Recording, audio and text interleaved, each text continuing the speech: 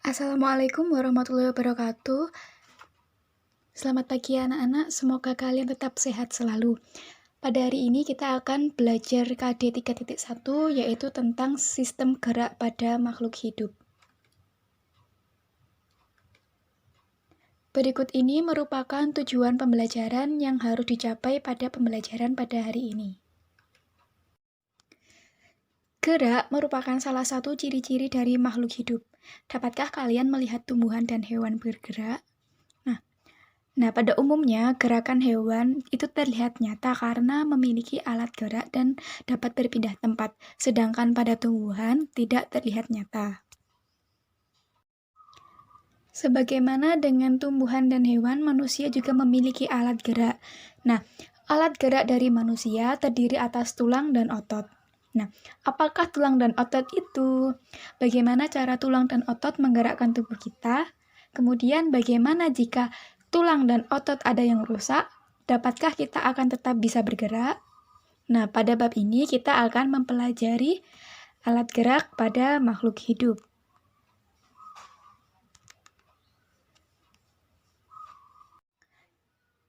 Pertama, kita akan membahas tentang alat gerak yang terdapat pada manusia. Nah, yang pertama yaitu tulang. Tulang merupakan alat gerak pasif karena tidak dapat bergerak tanpa bantuan otot. Nah, berdasarkan jenisnya, tulang sendiri dibagi menjadi dua, yaitu tulang rawan atau kartilago, dan yang selanjutnya yaitu tulang keras atau osteon.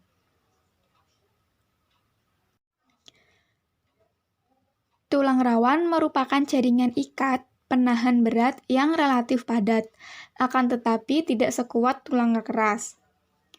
Tulang rawan sendiri dibagi menjadi tiga, yaitu tulang rawan hialin, tulang rawan elastis, dan tulang rawan fibrosa.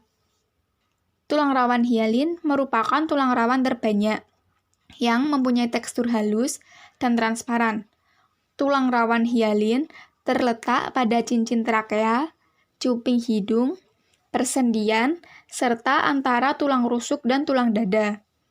Selanjutnya yaitu tulang rawan elastis. Tulang rawan elastis merupakan tulang rawan yang bersifat lentur.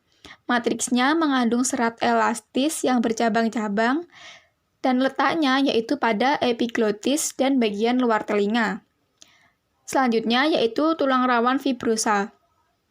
Tulang rawan fibrosa merupakan tulang rawan yang bersifat kurang lentur. Matriksnya mengandung serat kolagen yang tidak teratur. Dan tulang rawan fibrosa ini terletak pada antar ruas tulang belakang.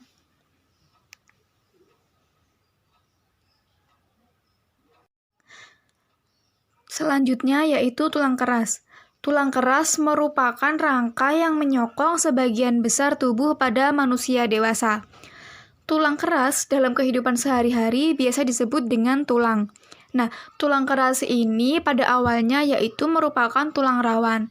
Dan sedangkan proses perkembangan dari tulang rawan untuk menjadi tulang keras disebut osifikasi. Nah, hal ini merupakan alasan kenapa bayi pada saat baru lahir kita harus menggendongnya itu secara hati-hati. Nah, karena tulang keras pada bayi itu belum terbentuk secara sempurna, atau sebagian besar tulang pada bayi itu merupakan masih dalam bentuk tulang rawan.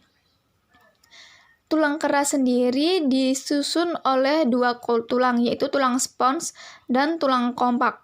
Nah, tulang spons itu penyusunnya yaitu berongga seperti pada tulang pendek dan tulang pipih. Sedangkan tulang kompak yaitu penyusunnya yaitu padat dan kompak seperti pada lapisan luar tulang pipa.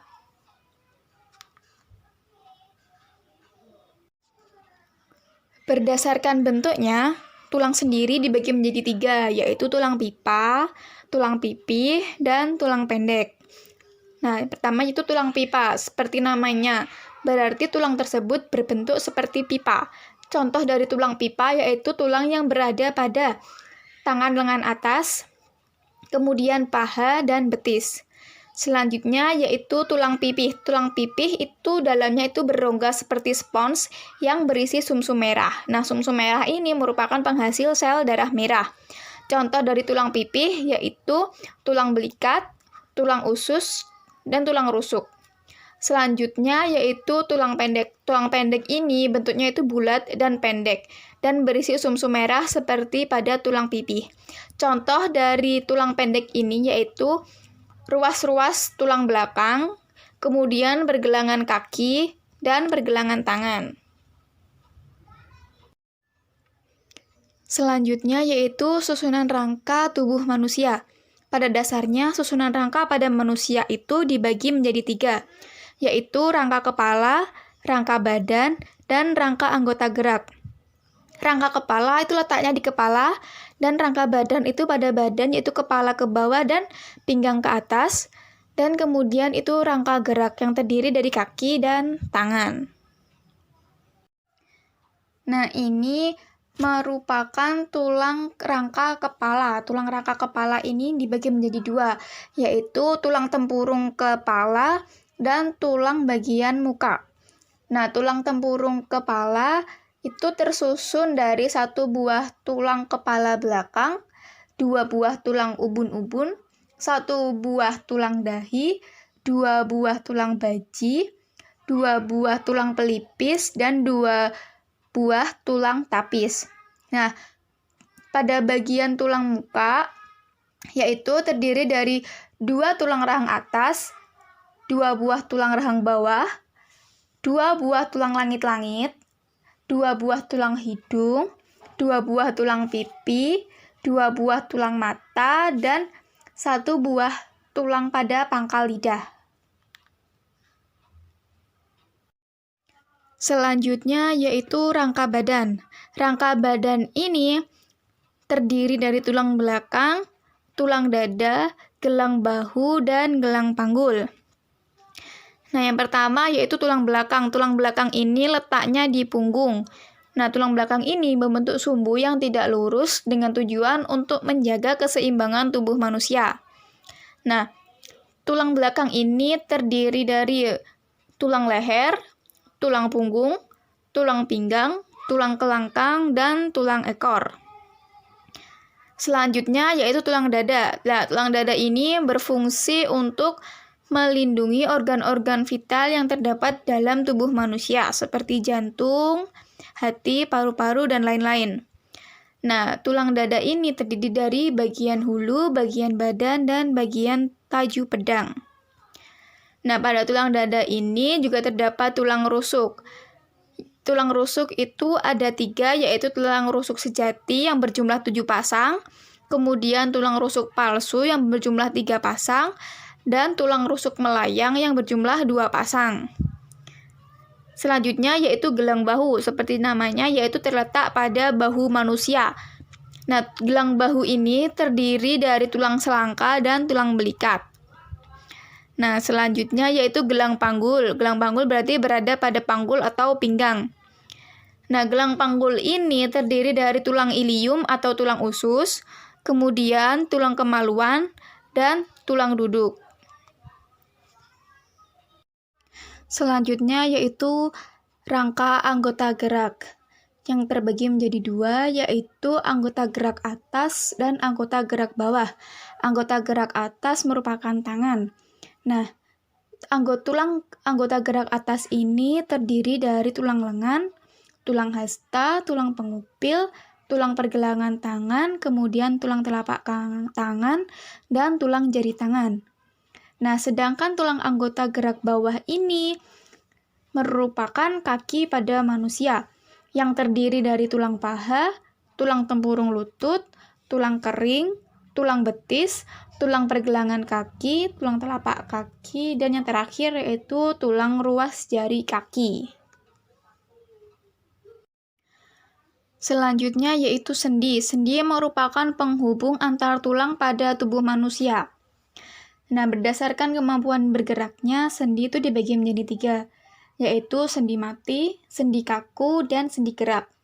Nah, sendi mati ini merupakan sendi yang tidak dapat bergerak, yang terdapat pada tulang tengkorak. Jadi pada tulang tengkorak itu tulang-tulangnya itu dihubungkan oleh sendi mati. Selanjutnya yaitu sendi kaku. Sendi kaku ini merupakan sendi yang dapat bergerak, akan tetapi pergerakannya ini secara terbatas. Seperti sendi yang terdapat pada antar ruas tulang belakang dan tulang rusuk.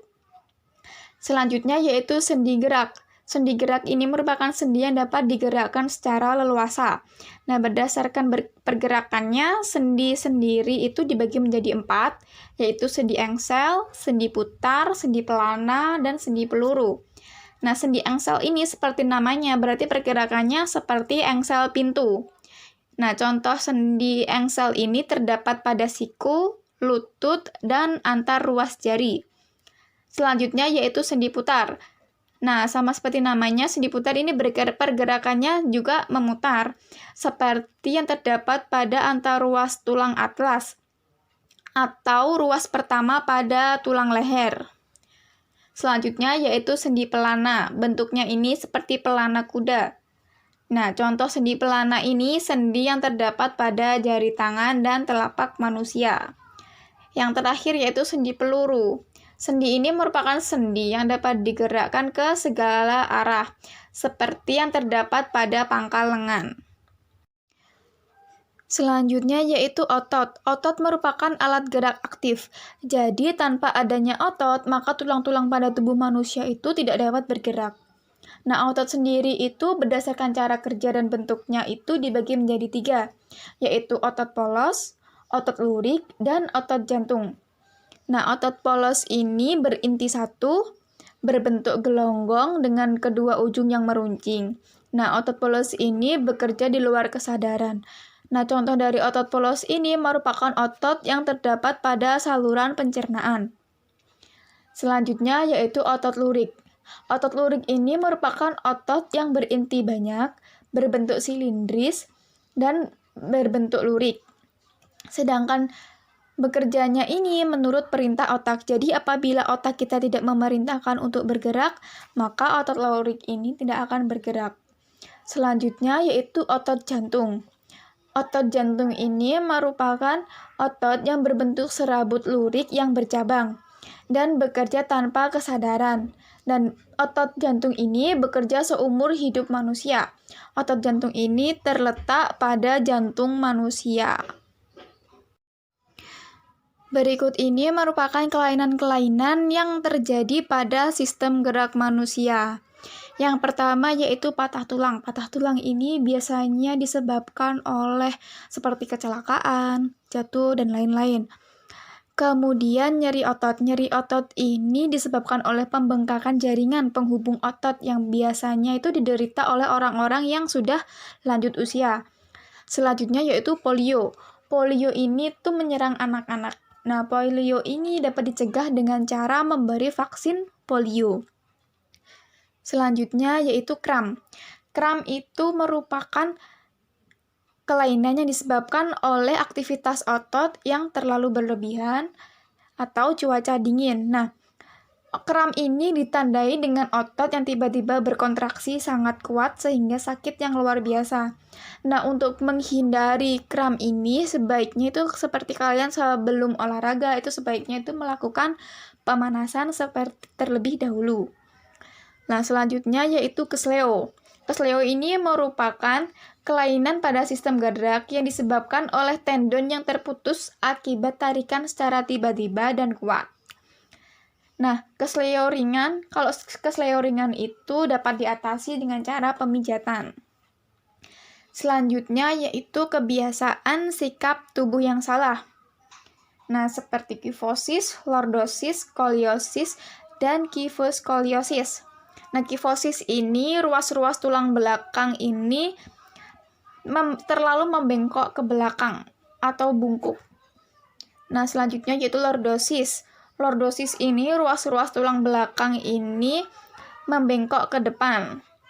Nah, kalau skoliosis ini ruas-ruas tulang belakang ini membengkok ke kanan atau ke kiri. Nih, untuk skoliosis, lordosis, dan kifosis ini dapat dilihat pada gambar. Nah, selanjutnya yaitu kifoskoliosis atau ruas-ruas tulang belakang ini membengkok ke belakang dan ke samping atau gabungan dari kifosis dan lordosis.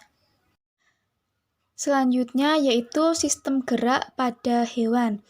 Sistem gerak pada hewan ini dibagi menjadi 3, yaitu gerak hewan yang berada di dalam air, kemudian gerak hewan di udara, dan gerak hewan yang berada di darat.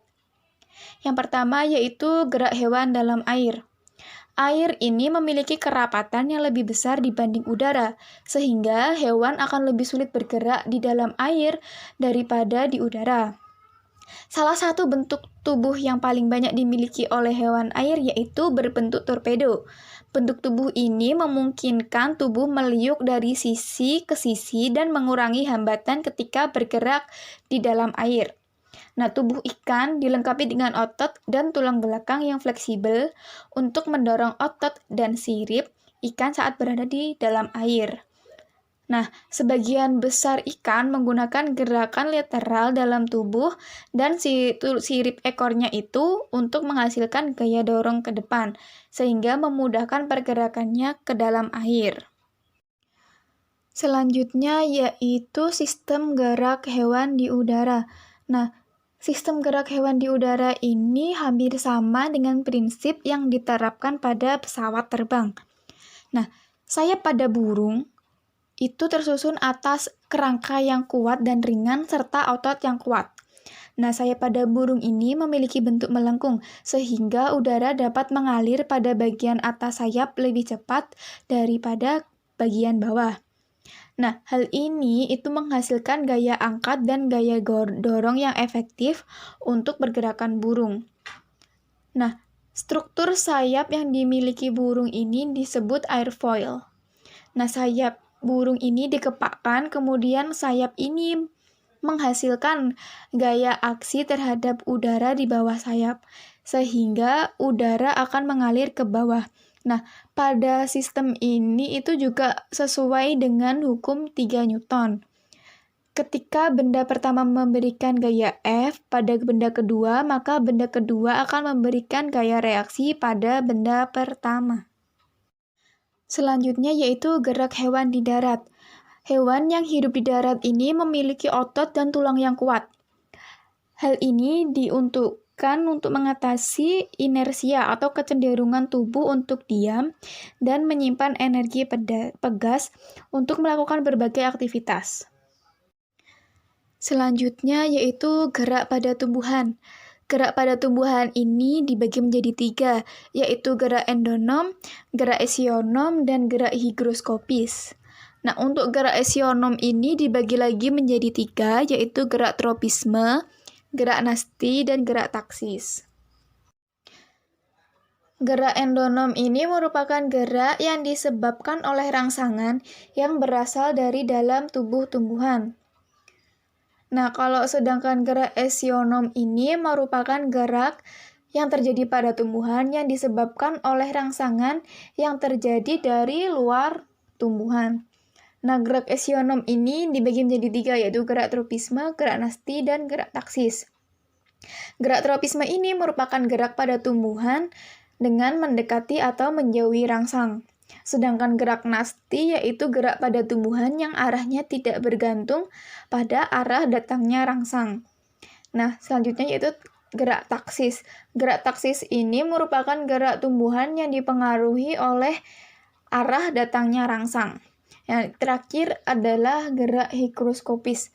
Gerak ini contohnya itu terjadi pada pecahnya kulit buah tumbuhan polong-polongan yang sudah kering. Seperti pada saat kalian menanam kacang hijau, itu lama-kelamaan kulit pada kacang hijau itu akan pecah dan akan tumbuh kecambah. Nah, pecahnya kulit ini merupakan salah satu contoh dari gerak higroskopis.